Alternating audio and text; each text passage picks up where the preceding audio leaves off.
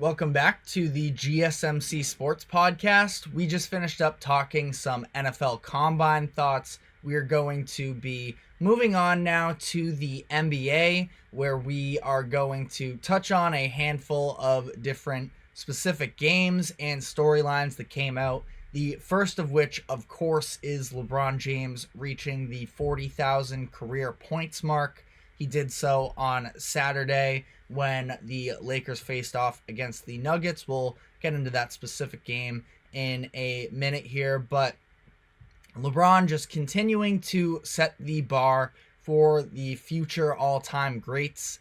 It is an interesting idea here of who the next player is that is going to be able to reach 40,000, because I think that 40,000 is something that is going to possibly be one of these unbreakable records for potentially decades to come. Now, I know that scoring has become easier and easier over the league, over the years. This season specifically, it's sort of reached an all-time high, but you can't take for granted the level of consistency that LeBron has been able to play with over the years here, never averaging under 20 points per game and doing so across 21 seasons. That's just about a level that I don't know if we're ever going to honestly see that.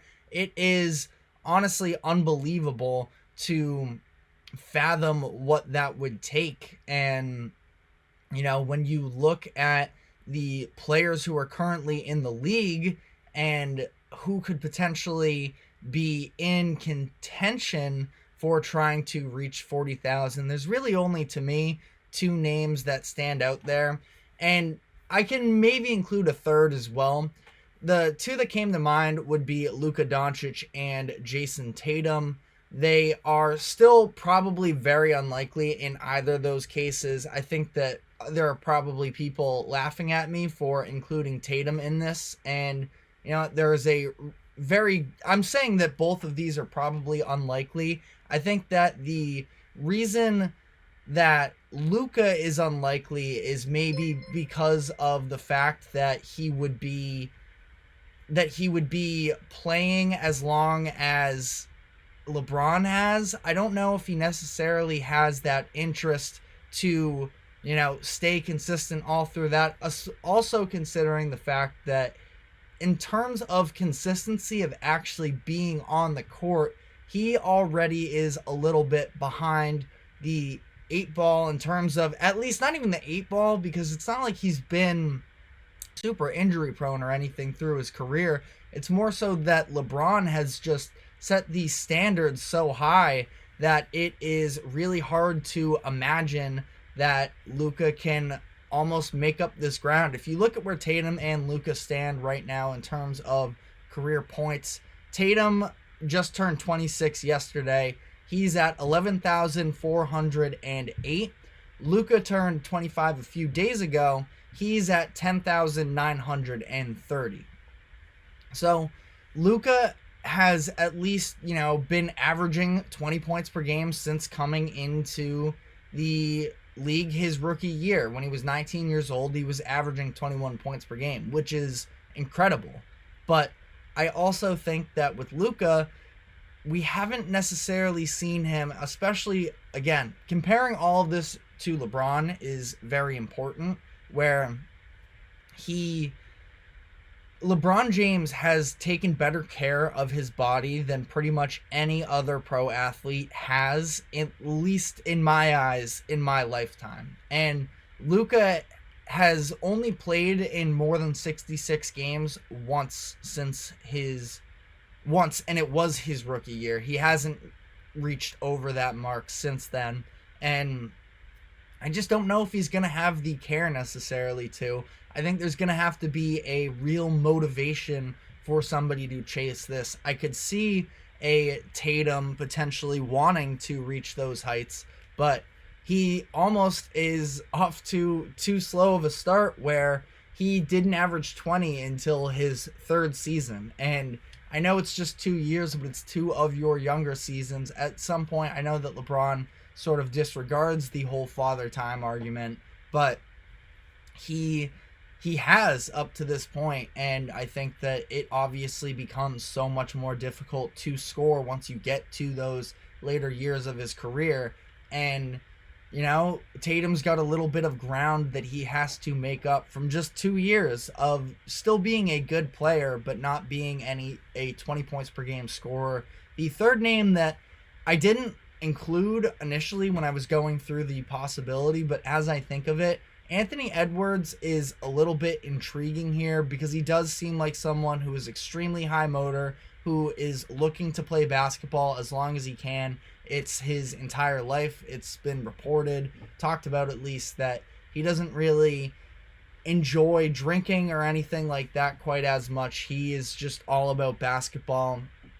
He averaged 19 his rookie year, so just short of 20. And he has been extremely consistent on the court since then. So it is definitely very possible.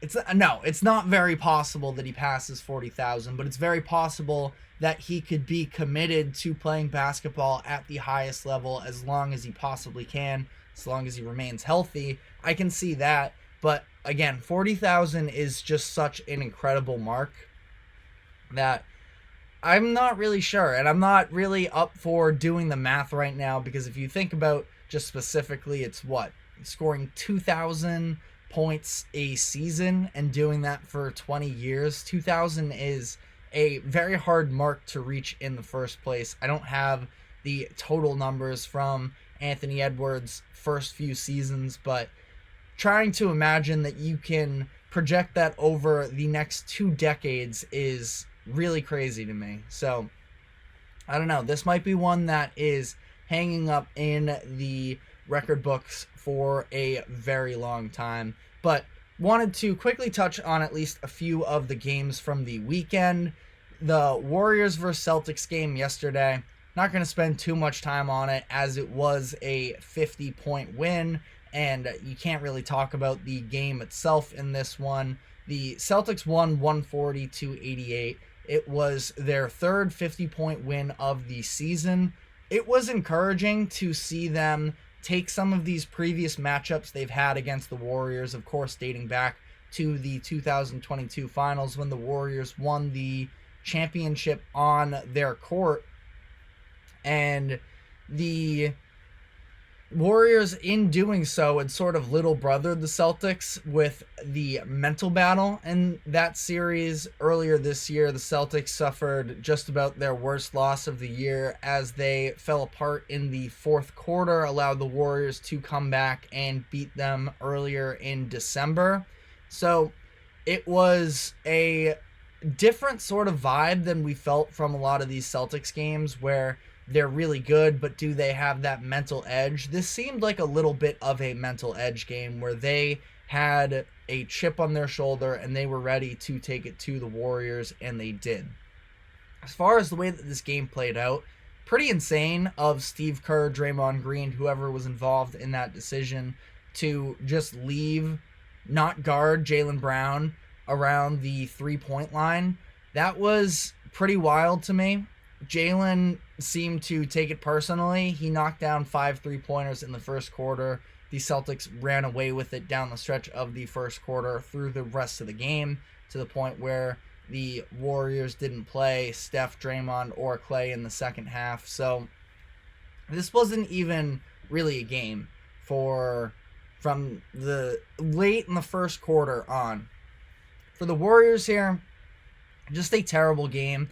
The decision to not guard Jaylen was crazy to me, but this was the last game of the road trip. They're going back to California. They're going to try and regroup, but the reality also is the fact that the Celtics aren't really the benchmark for the Warriors in terms of being competitive with. I know that their expectations, or at least what they would like to do, is win a finals every year, but they are not a finals team right now. They're trying to at least be a competent playoff team, potentially be a scary matchup, and comparing them to the best team in the regular season, at least record-wise, is not really the expectations that they have. So we will see how they turn this around. I think that we didn't get to talk about it last week, but the fact that they are now without Andrew Wiggins who is out with personal reasons. Again, he missed a lot of last year, missed the last 25 games of the regular season with personal issues, and now he is out again.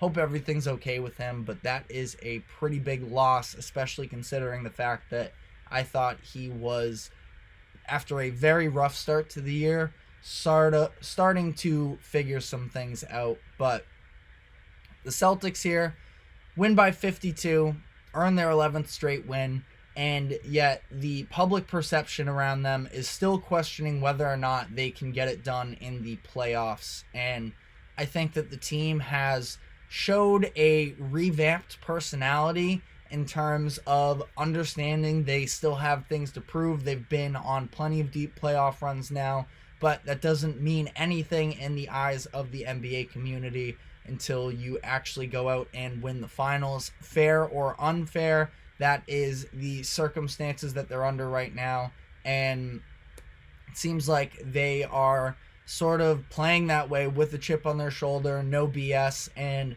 they are going to have a chance to prove themselves that they are that team when they go to face the Nuggets on Thursday. Now, on the note of the Nuggets, they played the Lakers Saturday night. They end up pulling away in that one. The Lakers got off to a nice start. This was, again, a little bit of a game that started out being about LeBron, about him reaching that 40,000 career point, and the Lakers were leading at halftime. But Nuggets just came out really strong in the second half, outscored the Lakers 66-48 in the second half, and pulled away with a few minutes left in the game. The Lakers were leading up until 4:11 left in the fourth quarter, but the Nuggets closed on a 16-4 run and ended that. This was Jokic's 9th game out of 59, shooting 25 plus shots, which I saw that and I was intrigued by it because of the fact that we know when Jokic plays, he doesn't really prefer to actually be the initiator in terms of putting shots up. He would prefer to facilitate, get the entire team involved. And I think this was shown a little bit at times in the playoffs last year, where it was, okay, let's try and take away other options for this team and have Jokic, himself, his scoring beat us, which is, it's a tough situation if you're an opposing team playing Jokic in a playoff series, because he can do it all. He can pass, he can score, so it's a little bit of pick your poison. In this game specifically, it was sort of lightly double teaming him, not putting all too much pressure on it though, and having him try and go one-on-one with Anthony Davis, who's one of the best defenders in the leagues. And Jokic finished with 35 points and 10 rebounds and 7 assists. So puts together a tremendous performance. Jamal Murray, who had left the game before halftime versus the Heat last Thursday, he came back for this game. He was also terrific. 24 points, 11 assists, 6 rebounds as well there. And Michael Porter Jr. has broken out of the little bit of a shooting slump that he was dealing with over, a week or so span last week, where he scored 30 against the Heat on Thursday. Versus the Lakers Saturday, he was 10 of 10, including 5 of 5 from 3. And just as an aside here, I've been very impressed with Michael Porter Jr. in terms of leveling up his game interior on both ends of the floor, where we know that he is a shooter, and as many jokes are made about him never really passing or anything like that, he does play very well into the Denver system because he knows when he has to shoot that that's his responsibility. But I feel like I've seen a lot of improvements from him inside the three-point line. He and Gordon connected a few times for some nice give-and-go plays against the Heat on last Thursday. He also uses his size, I think, better than ever before on the block, scoring himself, taking advantage of shorter matchups, but also had a big-time block against AD late in the fourth quarter of this game versus the Lakers. So just wanted to acknowledge that. And, similar takeaways here from when the Nuggets played the Heat. I think it just goes to show that they are on a different level. They are the class of the Western Conference, where they didn't have Murray in the second half of the Heat game, and they controlled it for the most part. I know the Heat made it a little bit close at the end, but Nuggets, for the most part, I feel like were head and shoulders above the Heat. They didn't have Kentavious Caldwell-Pope for this game against the Lakers. I think he's underrated as far as being an impact guy in the 3-and-D style that he plays, and they were able to make the most of it with Christian Brown starting. The Lakers competed in this one, which can be definitely viewed as a positive, but my one concern with them really right now is we are now a month removed from them holding an opponent to less than 110 points. Their defense has not been good for a lot of the season as a whole, and especially as of late. So that's something that I am concerned about in terms of them being a real playoff threat.